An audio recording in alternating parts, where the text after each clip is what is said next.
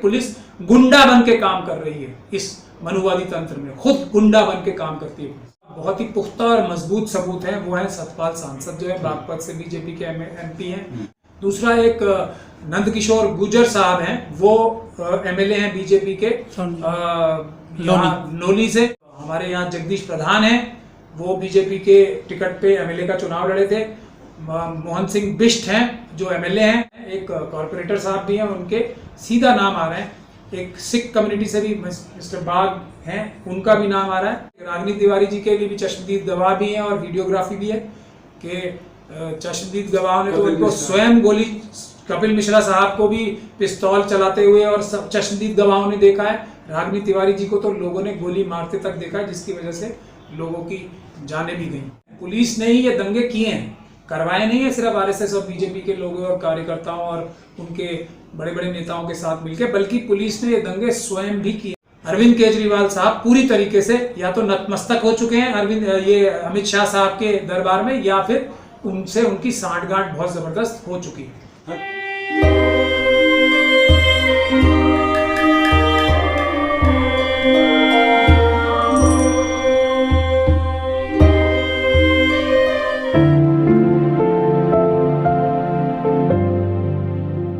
Delhi police के अधिकारी, इसमें बहुत सारे जो भ्रष्ट अधिकारी हैं जो कि होम मिनिस्ट्री में बैठे हुए अपने राजनीतिक आकाओं के कहने पे काम कर रहे हैं, वो तो खुद ही मुलजिम है, तो वो तो कभी ठीक इन्वेस्टिगेशन करेंगे नहीं। इसीलिए हमें मजबूरी में कोर्ट का सहारा लेके जो बुनियादी चीजें भी हैं कि जिन कपिल मिश्रा ने जिस प्रकार से दंगों में ना सिर्फ भड़काऊ भाषण दिए, लोगों को उस्काया, बल्कि खुद जाके हमले भी किए अपने साथियों के साथ, उसके लिए पुलिस उनकी पूरी मदद कर रही है, क्योंकि पुलिस तो उनकी साथी है।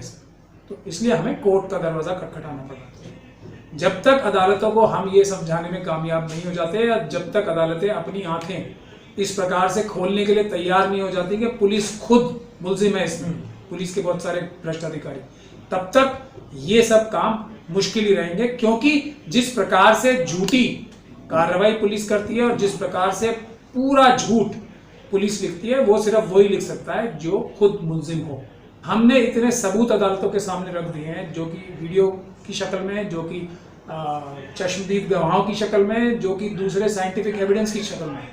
तो वो दिन दूर नहीं है जब अदालतें भी इतने सारे सबूतों की वजह से मजबूर हो जाएंगी, क्योंकि इतने ज्यादा सबूत अदालतों के सामने होंगे कि वो इन भ्रष्ट पुलिस अधिकारियों को इन आरएसएस और बीजेपी के कार्यकर्ताओं और नेताओं से पहले ही जेलों में डालना शुरू कर दें। तो हमारे देश का भ्रष्ट मीडिया है, वो बार बार, और जो हमारे देश के दूसरे जो नेता भी हैं जो नजर आने में आरएसएस के साथ नहीं होते, वो बार बार इस बात को कहते हैं कि कपिल मिश्रा ने सिर्फ भड़काऊ भाषण दिए। ये बात सरासर झूठ है।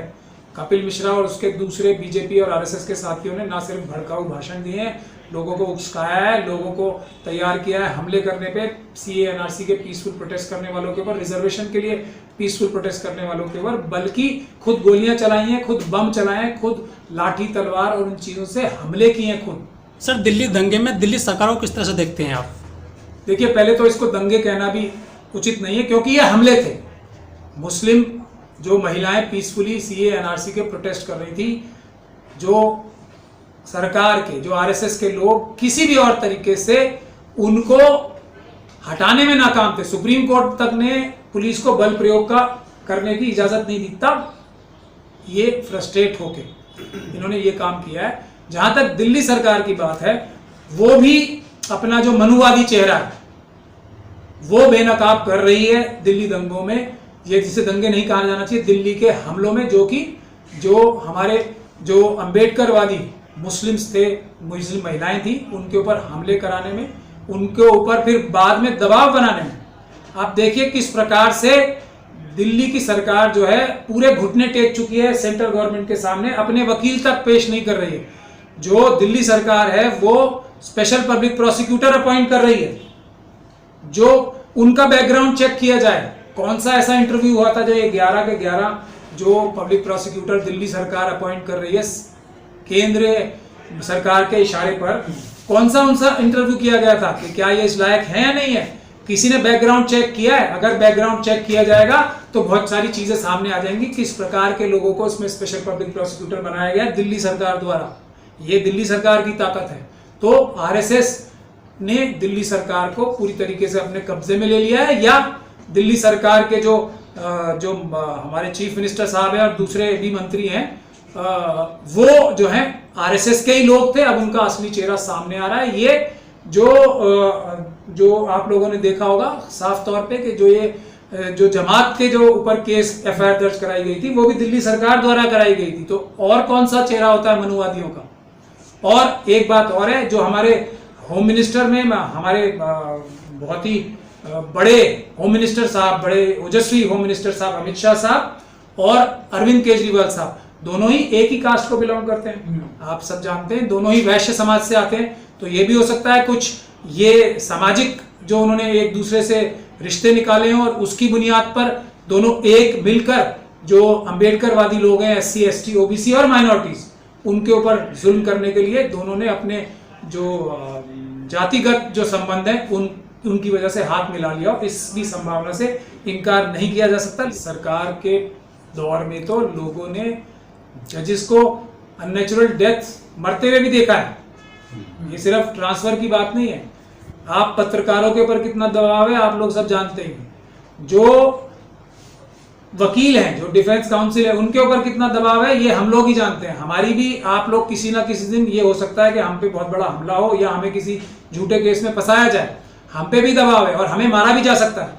ये भी मैं खुल के बात कह रहा हूँ। आज हम यहाँ बैठे हैं तो सिर्फ बाबा साहब के जो मिशन है उसकी वजह से, हम उस हौसले की वजह से बैठे हुए हैं और अपने जो हमारा ईमान है इंसाफ के लिए लड़ना, एक मुस्लिम कम्युनिटी का व्यक्ति होने की वजह से मेरा ईमान भी है इस बात के कि मुझे इंसाफ के लिए लड़ाई, कमजोरों के इंसाफ के लिए लड़ाई लड़ते हुए अपनी जान भी देनी। तो हम उस ताकत से इस काम को कर रहे हैं, चाहे जज हो, चाहे जो एक आध ईमानदार पुलिस अफसर है उनके खिलाफ भी, तो चाहे जो भी व्यक्ति हो जो संविधान के लिए काम कर रहा है, संविधान बचाने के लिए, जो इंसाफ के लिए काम कर रहा है और जो जुल्म के खिलाफ आवाज उठा रहा है, उसकी जान भी खतरे में है और उसकी जो आजादी भी है वो खतरे में है इस सरकार पे, क्योंकि मनुवाद जो है इस सरकार पे पूरी तरह से हावी है। सर, आप सीनियर एडवोकेट हैं, लेकिन सर डीएसपी देवेंद्र को जमानत मिल जाती है, लेकिन जो सीएनआरसी का आंदोलन कर रहे थे लोग, उन लोगों को जमानत नहीं मिलती है। इससे आखिर क्या वजह है सर? देखिए, पुलिस ने जानबूझ के चार्जशीट फाइल नहीं की, क्योंकि उनके संबंध जो हैं उन्हीं मनुवादी ताकतों से हैं जो इस देश में आतंकवाद फैलाने के लिए असली जिम्मेदार हैं। तो उनके तार तो उनसे जुड़े हुए हैं। दूसरी ओर एक और सरदार जी हैं, वो सिर्फ लंगर खिला रहे थे संविधान बचाने वालों को, जो कि उनका राजनीतिक फर्ज भी है, सॉरी धार्मिक फर्ज भी है, क्योंकि सिख कम्युनिटी में बीएस बिंद्रा साहब को उनका एक धार्मिक कर्तव्य है कि जहां भी जाएं वो लोगों को, जहां लोग हैं वहां पे उनको खाना खिलाएं, उनकी सेवा करें। ये उनका सिख धर्म के हिसाब से धार्मिक कर्तव्य है। तो उनको तो धार्मिक कर्तव्य निभाने की वजह से, जो कि संविधान बचाने के लिए लोग बैठे हुए थे, बाबा साहब की तस्वीर, एक सबसे बड़ी चीज है बाबा साहब की तस्वीर से भी है सब मनुवादियों को, इनका सबसे बड़ी तकलीफ ये है। और बाबा साहब की तस्वीर जलाई भी गई है चांदबाग और दूसरे प्रोटेस्ट में, अगर आप लोगों ने कवर किया होगा, हर जगह आप लोगों ने देखा है बाबा साहब की तस्वीर और जय भीम के नारों से ही ये सब सीएनआरसी प्रोटेस्ट गूंज रहे थे। तो ये उनको सबसे बड़ी चिंता है कि मुस्लिम कम्युनिटी कर रही है। तो डीएस बिंद्रा साहब को लंगर खिलाने पे मुलजिम बनाने की चेष्टा हो रही है। और जो पहलगांव और दूसरी जगह कश्मीर में इतने बड़े बड़े आतंकी हमलों में शामिल होने के एलिगेशन जिनके ऊपर हैं, उन्हें जो पुलिस के अधिकारी हैं, उन्हें जानबूझ के पुलिस जो है स्पेशल सेल, यही स्पेशल सेल जो बिंद्रा साहब को पकड़ना चाहती है, उनके लिए चार्जशीट फाइल नहीं करती 90 दिन बाद तक, ताकि वो आराम से छूट जाएं। आज भी धमकियां दे रहे हैं कपिल मिश्रा साहब, तो उनको तो पूरी पुष्ट बनाई है, वो तो बड़े लोगों के इशारे पे काम कर रहे हैं और उनको भी अगर पकड़ा जाएगा तो वो भी बड़े बड़े लोगों के नाम ले सकते हैं, इसी वजह से उन्हें भी नहीं पकड़ा जाए। सर, आखिरी सवाल है, जो दिल्ली में बवाल हुआ था पूरा, उसमें दर्जनों लोग मारे गए थे, कुछ उसमें निर्दोष लोग भी अपनी जान गंवा बैठे, संपत्तियां फूकी गई थी, तो सर उनको न्याय दिलाने के लिए जो आपकी तरफ से कितनी इसमें वकीलों की टीम काम कर रही है, उनको न्याय मिल जाए? देखिए, अभी तो हम अपनी बात कर सकते हैं, हमारे अपने ऑफिस से ही करीब 80 से ज़्यादा केसेस हम खुद कर रहे हैं, और जो लोग सब कुछ देखने के बाद भी नाम लेते हुए डर रहे थे और पुलिस उन्हें मार मार के भगा रही थी और ये धमकी दे रही थी कि अगर आप बाय नेम एफआईआर करोगे या एफआईआर करने की जरूरत करोगे तो हम आपको ही झूठे मुकदमे में फंसा देंगे। तो हम कम से कम अब धीरे धीरे करके लोगों में हौसला बढ़ रहा है। कानून में बाबा साहब के संविधान के तहत जो कानून है उसमें लोगों की हिम्मत बढ़ रही है, लोग नाम लेके एफआईआर कराने की हिम्मत जुटा पा रहे हैं। तो हम आपको यही कह रहे हैं कि आपके माध्यम से हम ये भी कहना चाहते हैं कि जो भी हमारे अम्बेडकरवादी वकील हैं वो हमारे से कांटेक्ट करें, ताकि हमें बहुत ज़्यादा ज़रूरत है, क्योंकि हमारा ऑफिस अभी अकेला पड़ रहा है। चारों तरफ से हम पे हमले भी हो रहे हैं, चारों तरफ से हमें धमकियां भी मिल रही हैं, और हमारे पास जो वर्किंग हैंड्स हैं वो भी बहुत कम है।